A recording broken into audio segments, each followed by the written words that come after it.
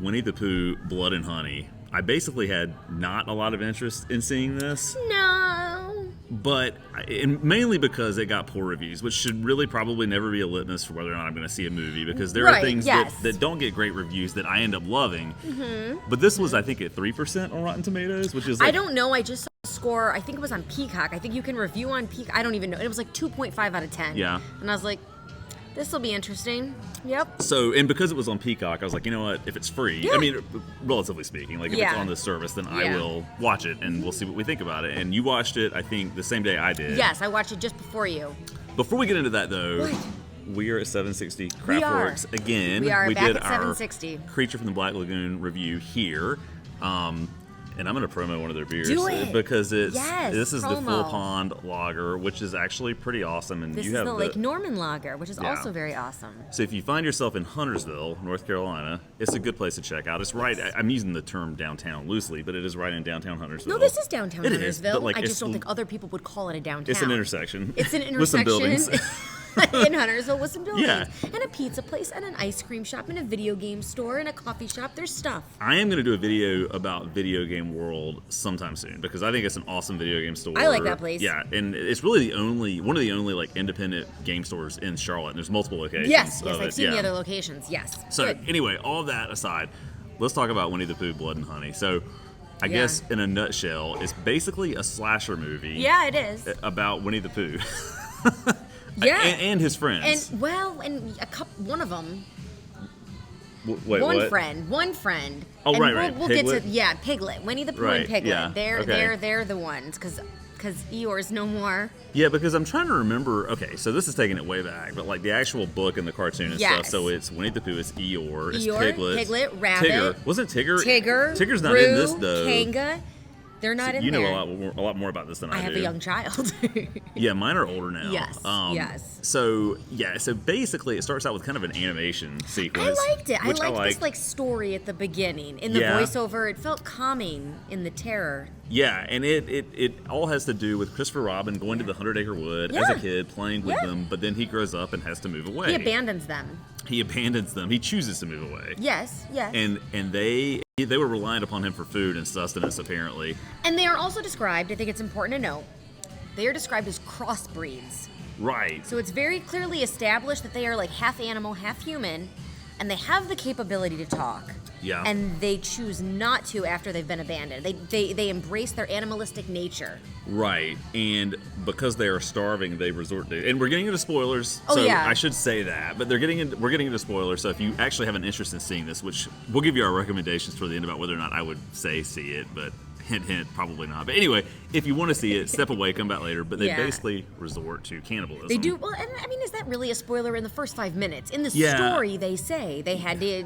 eat Eeyore. They had to eat Eeyore. I love the kind of alliteration there. They did. They eat Eeyore, and then it cuts to live action, modern day college age Christopher Robin, who's engaged. He is engaged. Yes. And wants to take his fiancée to the woods to meet his friends, and she's like remarkably okay with the behavior that. Well, she does seem like she very much believes. Oh, he's just got these imaginary friends. Yeah. And he's like, no. I don't want you to think I'm crazy. And she's like, I don't, but really, I kind of do. And then it turns very quickly. And I will say I was a little shocked because the opening story ends with the guy being like, they grew to hate humans, especially Christopher Robin. And then it cuts to Christopher Robin. So I'm like, wait a second, we're 5 minutes in. Yeah. What are we doing for this movie if immediately Christopher Robin is in danger? Well, the weird thing about the movie to me...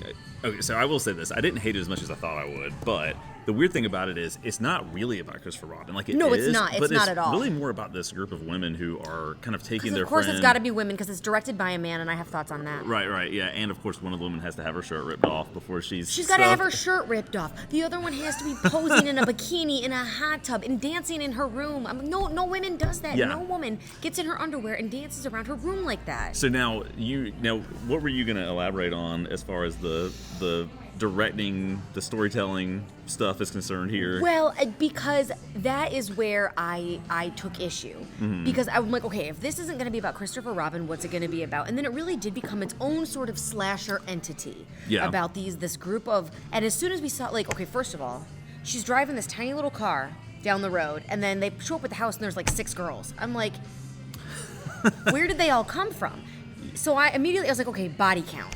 Right. That's all this is for. It's body count. It's body count nudity. It's basically body count nudity. Yeah. Yes, women. Let's kill a lot of women. That's what the movie was about. Yeah. And really, they try to establish like some character. Like, of course, the main girl, you find out has trauma that she's working through, which she ultimately reveals that she had a stalker. Yeah, and the guy, like, I mean, that whole thing was creepy. I mean, like, there's this whole sequence where she's having a flashback and she wakes up in bed and the guy's trying to undress her, essentially. And I do feel like, I wonder if part of it was so that when Bikini Girl started to see creepy people in the woods, right, she was like, oh, are you that girl stalker? Like, oh, I don't have to be concerned because my other friend's in danger. Like, I feel like that's what they were trying to do, but my issue was, you establish that this girl's in therapy, that she needs to get away.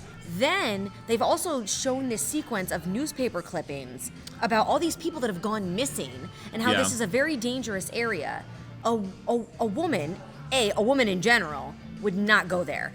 A woman who's been stalked and is in therapy because of that would not go there. Like, there would have been some research about where they were going, and there's no way they would have ended up here. And also, side note, it took Christopher Robin like 2 hours to find this little 100-acre wood cult compound that they've created now. Right. And then that rando girl just drives up to it later on. I guess it's happenstance versus I mean, and they try to throw a little bit of a fake out into this with the whole gas station thing at one point, kind of early in the movie. They do. And those people come back up. I will say, okay, good, thank you, smart. Like, all the people we see come back up later as victims and things like that. So that was nice that we got to see them get slaughtered later. I was going to say, and we're kind of jumping all over the place, but that's okay. Because the plot, basically, all you need to know, Christopher Robin takes his fiancée to see his imaginary friends. She gets murdered. He gets captured and tortured. She really does. This group of women who are with their friend who needs therapy come out here for some solitude. They get terrorized and murdered, and that's the end of the movie. Yeah, basically. But did that scene where all of these dudes are attacking Pooh remind you of anything? You mean Michael Myers? This is Halloween Kills. Yes. Like, this is exactly what this is. 1000%. With the headlights and everything. Like, it was, Yes. So, now, I will say, well, I'll get your opinion on this. How did you feel about just the aesthetic of how Pooh looked and Piglet and all that kind of stuff? I didn't hate it. Yeah. Because I'm like, how are you going to... They're clearly not animated. Right. And I don't want them to look like big, fluffy... I don't know what that would have been kind of awesome. I mean, so I didn't hate it because what it almost looked like was a creep. It looked like a creepy psycho almost wearing a mask. Yeah. And I bought into that a little bit. Even though they're supposed to be these crossbreeds, they clearly very much act human and have human needs. Yeah. And so I didn't hate it because I don't know what they could have done without it looking way ridiculous. Well, there were some like subtle things with the effects. Actually, I don't know if you saw it, but I noticed a couple of times where like Pooh's ears twitch a little bit, did they and really? he smiles a little bit. Like there were just little nuances. Piglet. I think it was Piglet. Yeah, it was Piglet. Like when he was breathing, his breath would like come out in these fog gasps, and he had some good stuff going on too. And we should say early in the movie they say that, or they establish that basically these creatures have renounced talking. Like they don't talk anymore. Yeah, they just grunt and make noise. Except at the very end, which it was a missed opportunity. It was a missed opportunity. So toward the end, Pooh finally does talk, and I don't know if he actually just said no, or he said you left. You left. That's what he said. Okay, but he like kind of growls it, like it's sort of like a guttural sort of animalistic thing. But I was telling Kim, like I think it would have been amazing if it would have been in Pooh's cartoon voice, and he just spat out the line, "Oh bother," and then just decapitated this woman at the end of the movie, which would have been. And all of a sudden, that would have given it like 2 more stars for me. It really, honestly, it would have. So, and I was disappointed, again, jumping around. So, we only see Pooh and Piglet. Right. But there is mention of Rabbit. And Tigger is... They mention Rabbit by name. Yeah. But we never see Rabbit. And I really, really wanted, like, in one of those more climactic scenes when they've all showed up at the compound, they're trying to save all these random girls now that are being tortured and who knows, that, like, I wanted Rabbit to just appear in the shadows as this, like, very grotesque creature and just freaking slaughter people. Just hop to it. I couldn't help but work that in. So that would have been super cool. And so there is a trailer for the sequel now, which I have not yet watched. Oh. Which the movie itself comes out next month. Oh, yeah. Okay. So we probably will review also, I would think, Blood and Honey Part 2. Because it does end very abruptly. Yeah, it ends abruptly. And I don't know. I mean, I don't know what I expected of the ending, but it just sort of cuts off almost like not without any kind of resolution. Right. I mean, there's a difference between ending, setting up for a sequel, and ending like, what? Right. And it was like, oh, wait, what? We're done? Oh, okay. Yeah, so clearly there's more to the story because Christopher Robin is still alive at the end. Although the main lead female character is not. Everybody else is dead. Everybody else is dead, yeah. Everybody else. So I don't really know exactly. I mean, I assume it'll be about Christopher Robin and him doing something. I genuinely don't know. Honestly, I really don't know if it's going to be Christopher Robin, if it's going to be Pooh. I'm still holding my heart for Rabbit. I want to see a Tigger. I mean, there's a lot of opportunities to take these creatures and make them horrifying. And I don't think they could have done that, and they didn't. They focused more on killing women. Well, yeah. So I do think, from what I've seen about the second movie, more of the characters are bought into it, and apparently they do look more grotesque. Because there's this whole article about why does Pooh look the way he does, and I saw a screenshot and his face is all like melted and burned and weird, and I'm like, well, I know fire. There was a car wreck, but he, as far as I could tell, at the end he emerged from that okay. Like he pushed the car away, it wasn't burned. Okay, so maybe something happens at the beginning of the movie. And I guess, are we supposed to think that they are like Michael Myers? They are unbeatable. They are indestructible because Piglet got sledgehammered to death. Right. Like he's done. Yeah. So, and I guess a larger question would be, so first of all, this is kind of getting into territory. So first of all, would you recommend the movie? No. And why would you not recommend it, Kim? Because it's bad? Because it's just killing a bunch of women. Yeah. And there's no real character or motivation for any of it. I was okay with the first 10 to 15 minutes with Christopher Robin and all of that. And then once they cut to these nondescript women that they were just about to kill, I just didn't care anymore.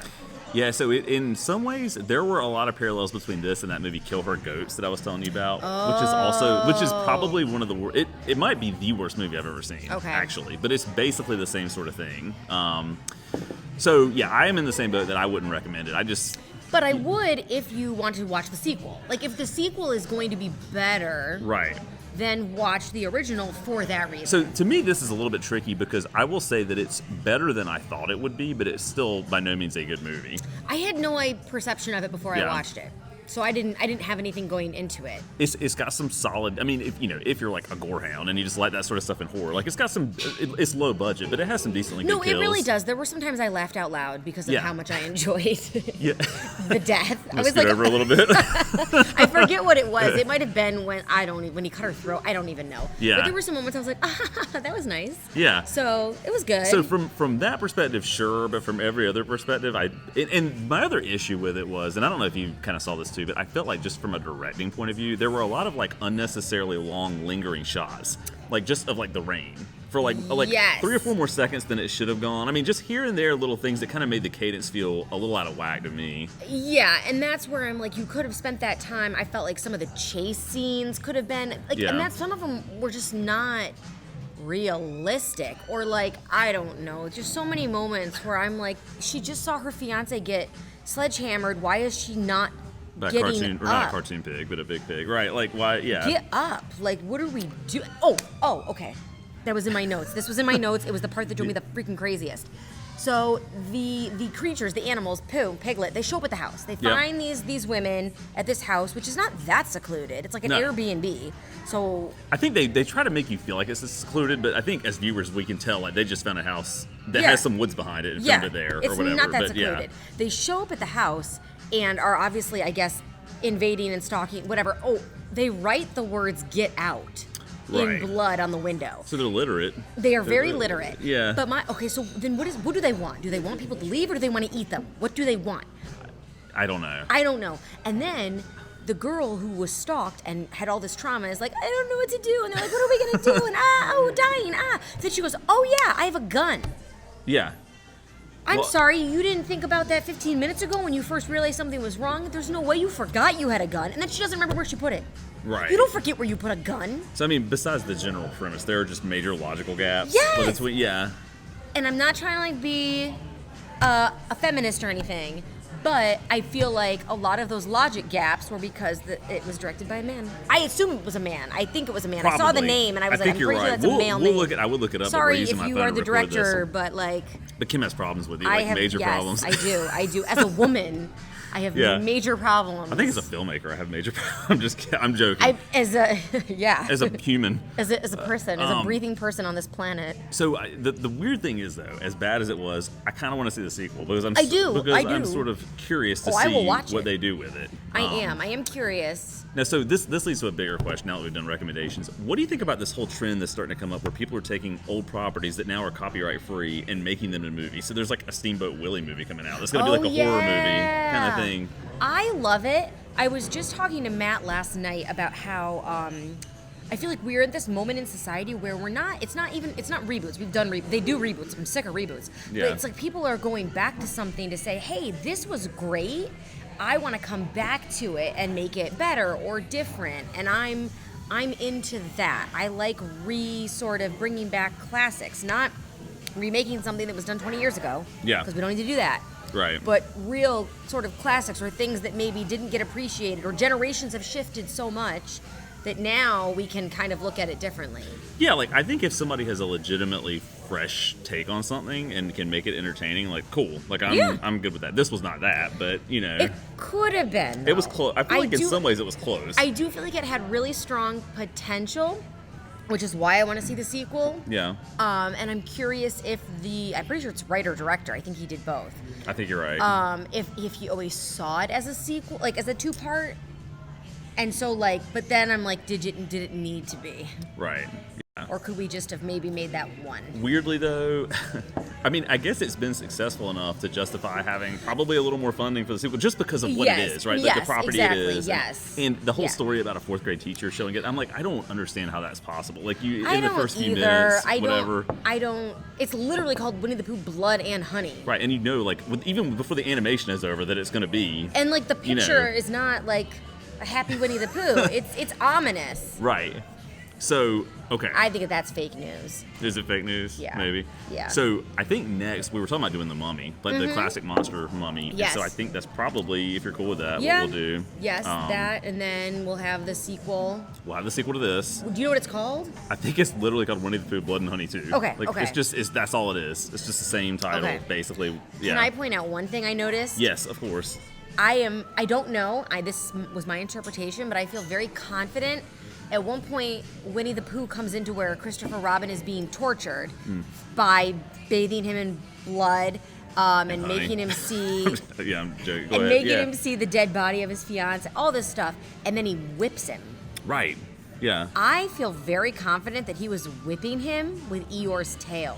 So I couldn't tell if that was Eeyore's tail or if it was like a woman's braided hair. Like I could not tell. No, I thought it was Eeyore's tail. Yeah. That's what I interpreted it as, which I liked. Yeah. That was very gruesome, the idea that Christopher Robin was getting beaten with Eeyore's tail. Maybe Eeyore's not really dead, but like a zombie Eeyore comes back in the second one? No. That's going to happen? No, he's dead. They ate him. Well, the reason I think that he's dead, I mean, it I guess kind of serves the plot, but also they probably, from a practical effects perspective, couldn't have had a donkey walking around. Yeah, that's true. Like, and maybe that was part of the choice. It's like, who can we feasibly recreate? Oh, a bear and a pig? Yeah, we could do that. Right. But a tiger, a rabbit, a kangaroo. Although, I'm sorry, Kanga and Roo, a little mom and baby kangaroo killing people, that would be great. Yeah. So maybe that'll Cut be off part the head, 2. Pput it in the pouch. Maybe he's got that in the... I'll end it for part 3. Tigger could jump on people to death. Yeah. Could bounce on them to death. Yeah, that would be kind of cool. I mean, within the context of the movie. Yeah. Yeah, right. Yes. Okay, so we will be back soon with Winnie the Pooh, Blood and Honey 2, and The Mummy, and maybe something else. I don't know what other movies are on the horizon, but we'll watch something soon. So anyway, all right. As always, thanks for watching. Thank you.